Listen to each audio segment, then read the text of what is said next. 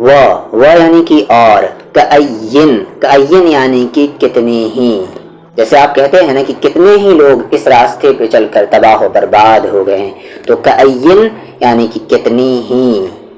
اصل میں یہ لفظ ایسے ہوتا ہے کأین، یہاں پر تنوین کو نون کی صورت میں لکھ دیا گیا۔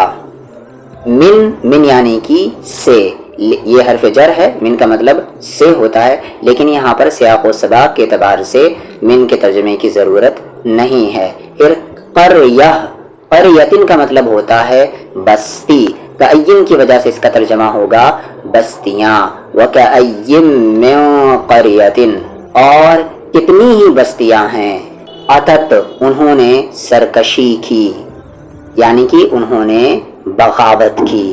یہ عطت فعل ماضی واحد مؤنث غائب، عطا یا عطو اس کا مصدر ہوتا ہے عطون، یعنی کہ باغی ہونا، سرکشی کرنا۔ کأین ہی کی وجہ سے اس کا ترجمہ کیا جائے گا انہوں نے بغاوت کی، انہوں نے سرکشی کی۔ عن امر ربها، اپنے رب کے حکم سے، کون سے احکام؟ جو ابھی پیچھے بیان ہوئے ہیں طلاق کے۔ اب یہاں پر اس کا کنکلوژن اسٹارٹ ہو رہا ہے۔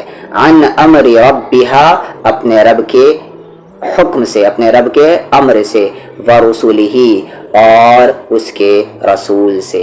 فحاسبناہا، ف یعنی کہ تو، حاسبنا ہم نے محاسبہ کیا، ہا ان سے، فحاسبناہا تو ہم نے محاسبہ کیا ان سے، یعنی کہ تو حساب لیا ہم نے ان سے، حساباً شدیدا، شدید حساب، سخت حساب۔ وعذبناہا، اور ہم نے عذاب دیا انہیں، اور کیسا عذاب؟ عذابا نکرا، ہولناک عذاب، ہولناک کہہ سکتے ہیں آپ، خوفناک کہہ سکتے ہیں، ناقابل برداشت عذاب۔ فذاقت، تو انہوں نے چکھا، وبال امرہا، اپنے کام کا وبال، اپنے کام کا انجام۔ وکان عاقبۃ امرہا خسرا، اور ان کے کام کا انجام تھا خسرا، گھاٹا ہی گھاٹا۔ اللہ سخت دھمکی دے رہا ہے کہ اگر تم نے میرے بنائے ہوئے احکام کو توڑ دیا تو عذاب کے لیے تیار ہو جاؤ۔ اور احکام کون سے؟